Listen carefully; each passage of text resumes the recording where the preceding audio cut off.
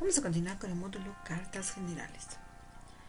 Amado Dios, te encomendamos, Señor, en estas vidas, en este día de hoy.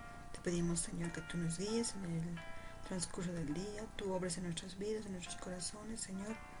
Danos salud, danos fuerza, fortalécenos, Señor, para continuar. Te rogamos, Señor, que seas tú quien habla en nuestros corazones a través de tu palabra. En el nombre de Jesús, amén. Vamos a continuar con la lección número 7. Y ya entrando a la parte 2 de la carta de Santiago. Contenido de esta carta. A continuidad mencionamos, como ya dijimos, que la carta de Santiago está dirigida, a cristianos judíos esparcidos por todo el mundo. Se considera como la primera del Nuevo Testamento en ser escrita. Probablemente fue escrita durante los primeros días de la Iglesia, cuando los miembros eran en su mayoría judíos y las costumbres judías prevalecían. Podemos observar también que la carta de Santiago es una epístola muy práctica, condenando pecados como la distinción de clases, la lengua sin freno, envidia, contiendas y presión de los pobres, la opresión que había también a los pobres. Primer punto, tenemos la práctica de la fe en el capítulo 1 y vemos este punto muy importante: ante las pruebas. Vemos que los propósitos de las pruebas, Acá Santiago escribe a los cristianos judíos de todas partes, y esto nos dice el versículo 1, y los motiva, a que tuvieran alegría en las pruebas y ser conscientes de las potenciales, También estas pruebas en vida de un creyente pues viven de modos y formas diversas. Ningún creyente ha recibido garantía de que vivirá una vida libre de dificultades y pasiva, Todos experimentan dificultades, problemas, pesares de un tipo u otro. Nadie puede escaparlas, Porque el hombre no controla las circunstancias que causan las dificultades. En realidad, lo que Santiago dice es que el cristiano literalmente cae en una situación angustiosa. Es decir, que Dios coloca al creyente a veces de un modo bastante repentino en una dificultad diseñada para probar su fe en Dios. El creyente quizá ni siquiera llegue a darse cuenta de que ha caído en una prueba. Muchas veces es solo más tarde que el creyente comienza a entender por qué Dios lo probó de esa manera. Cuando sus ojos finalmente se abren, entonces ve la bondad y la gracia de Dios que le llena de gozo y de felicidad. Por consiguiente, Santiago también exhorta, a los lectores a considerar las pruebas como causa de sumo gozo. El cristiano debe ver la mano de Dios en todos los ámbitos de su vida, y podemos concluir diciendo que las pruebas sirven para conformarnos a la imagen de Cristo Jesús. En el punto 2 vemos la necesidad de la sabiduría. Y si alguno de vosotros tiene falta de sabiduría, pídala a Dios, el cual da a todos abundantemente y sin reproche, y le será dada. Pero pida con fe, no dudando nada, porque el que duda es semejante a la onda del mar, que es arrastrada por el viento y echada de una parte a otra.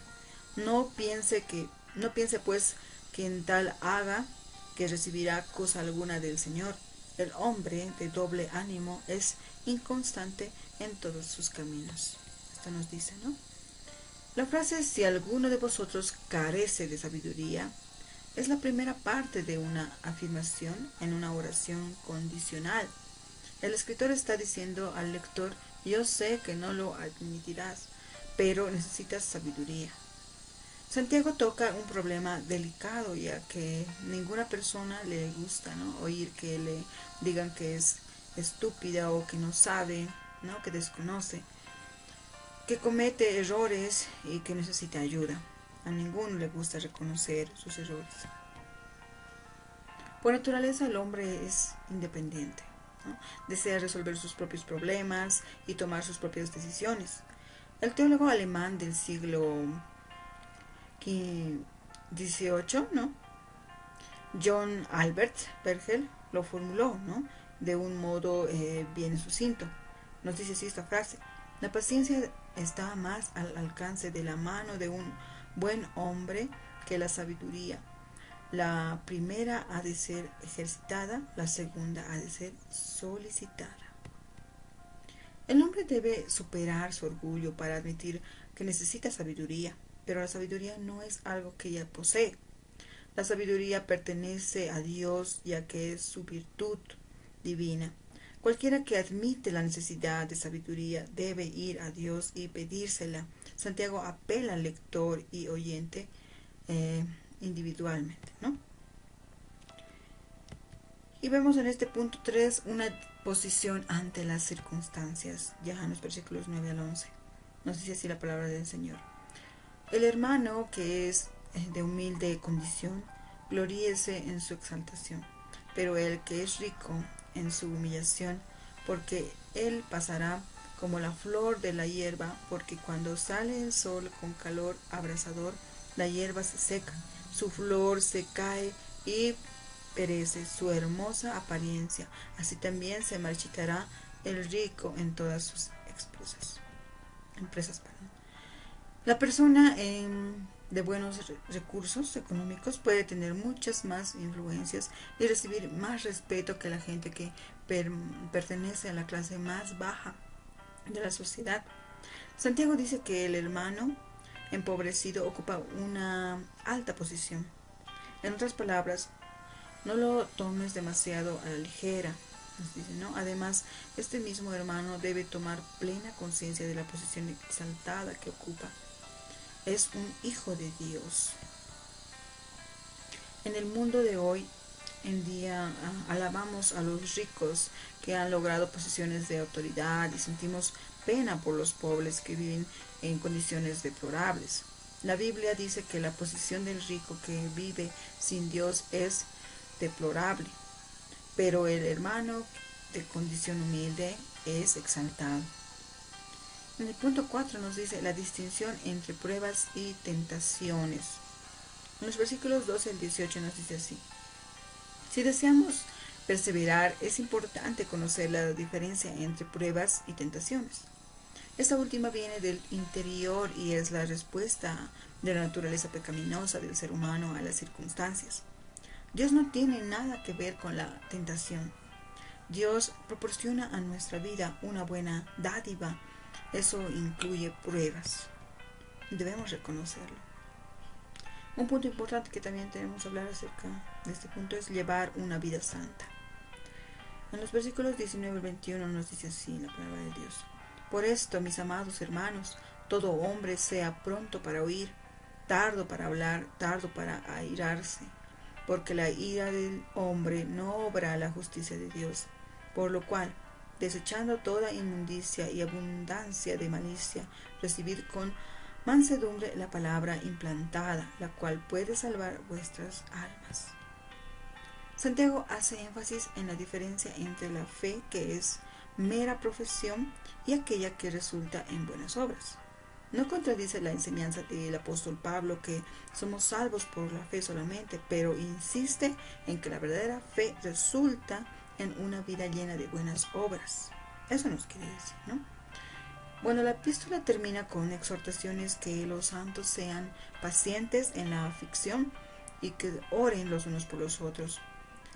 El conocido autor Calvino dijo: la fe sola salva, pero la fe que salva no es sola. Bernard McGee dijo: la fe es raíz de la salvación, las obras es el fruto de la salvación. ¿Y cuán verdad hay en esas palabras? ¿No? Es lo que nos quiere tratar de decir esta carta. Un punto importante también que debemos mencionar es por despreciar la distinción. En los versículos 1 al 4 del capítulo 2 nos dice así la palabra del Señor: hermanos míos, que vuestra fe en nuestro glorioso Señor Jesucristo sea sin acepción de personas, porque si en vuestra congregación entra un hombre con anillo de oro y con ropa espléndida, y también entra un pobre con vestido andrajoso, y miráis con agrado al que trae la ropa espléndida y decís: siéntate tú aquí en buen lugar, y decís al pobre: estate tú allí en pie y siéntate aquí bajo mi estrado. ¿No hacéis distinción entre vosotros mismos y venís a ser jueces con malos pensamientos? De esa palabra nos dice, ¿no? Y vemos acá en el punto 1 la insensatez de la distinción, en el capítulo 2, versículo 1 al 7. ¿Qué sucede? Dios ama a los pobres, los cuida y los mantiene. Si los pobres oyen el Evangelio del amor de Jesús, el mensaje de la salvación y la promesa del cuidado constante de Dios, y luego experimentan de parte de los miembros de la Iglesia una fría indiferencia, falta de interés y cuidado, se sienten despreciados. Hoy en día muchos templos solamente se llenan parcialmente durante los servicios de adoración. Es posible que los bancos en estos santuarios estén acoginados para que los asistentes estén cómodos, pero los pobres están ausentes. El Evangelio debe proclamarse a los pobres con palabras y hechos. El creyente muestra su amor cuando ayuda a otros. Cuando el amor del Señor Jesucristo se extiende genuinamente a quienes escuchen el Evangelio, entonces efectivamente el cuerpo de Cristo es edificado. Punto 2. La obediencia a la ley del amor.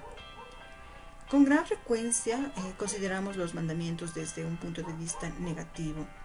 Lo hacemos porque la mayoría de los mismos están promulgados en forma negativa. Por ejemplo, no matarás, no cometerás adulterio, no hurtarás. Pero los 10 mandamientos tienen también un lado positivo. Nos enseñan que dentro del marco de las leyes protectoras de Dios tenemos perfecta libertad.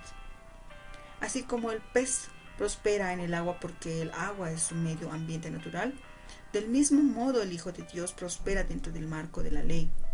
Se da cuenta de que Dios en su misericordia le ha dado estas leyes para su protección y seguridad. Sabe que la ley del Señor es perfecta y que los preceptos del Señor son rectos. El creyente experimenta el amor de Dios en esos mandamientos, los que a su vez le permiten expresar su amor hacia Dios y hacia su prójimo. Otro punto importante, el principio de la fe debe expresarse en obras. Nos dice así en el versículo 14 al 17. Hermanos míos, ¿de qué aprovechará si alguno dice que tiene fe y no tiene obras? ¿Podrá la fe salvarle? Y si un hermano o una hermana están desnudos y tienen necesidad de mantenimiento de cada día, y alguno de vosotros les dice, id en paz, calentaos y saciaos, pero no les dais las cosas que son necesarias para el cuerpo, ¿de qué aprovechará? Así también la fe, si no tiene obras, es muerta en sí misma. ¿Qué nos quiere decir acá el apóstol Santiago? Él comienza a evaluar la propia fe cristiana. Es correcto estar preocupado y las acciones ya que una fe que existe solamente en el plano intelectual no representa absolutamente nada. Si la fe es verdadera, produce obras, como lo hicieron mediante la fe Abraham y Rahab. Recordemos. Santiago dirige su enseñanza en contra de aquellas personas que opinan que solamente la fe importa y que la fe consiste en realidad en una confesión intelectual. Esa fe puramente objetiva que se expresa en una declaración confesional está muerta. Difiere de la fe subjetiva que inhibe una relación personal con Jesucristo. La verdadera fe tiene características subjetivas y objetivas. Subjetivamente, el cristiano pone su fe en Dios porque sabe que Dios recompensa a la persona que diligentemente le busca. Ha aprendido que todo lo que no viene de la fe es pecado. Su fe se manifiesta en amor a Dios y al prójimo, de modo tal que en lo objetivo sus obras son un testimonio elocuente de su fe en Dios. En conclusión, podemos decir, no culpemos a Dios o al diablo cuando nos sentimos tentados o por haber cedido, ¿no?, a la tentación y a cometer pecado. La demostración de la fe solamente por palabras, sin ningún tipo de acción, no es la fe en absoluto. tengámoslo muy en cuenta, ¿no? Eso. De esta manera habríamos concluido con esta lección. Vamos a dar gracias a nuestro Padre Celestial. Nuevamente, Señor, estamos rendidos, Señor, a tus pies. Te pedimos, Señor, que tú seas el único autor y consumador, Señor, de tu obra en cada vida, Señor, de tus hijos. Permíteles, Señor, cada día más madurar en la fe. Danos, Señor, fortaleza para continuar en este mundo, Señor. Permítenos aplicar cada conocimiento que adquirimos, Señor, en nuestras iglesias, para que no se quede esta fe solamente en palabras, sino que también podamos nosotros mostrarte con acciones, Señor.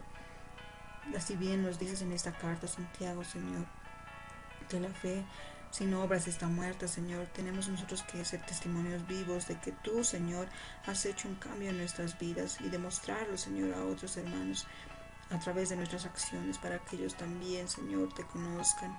Así te encomendamos nuestras vidas en el nombre de Jesús. Amén.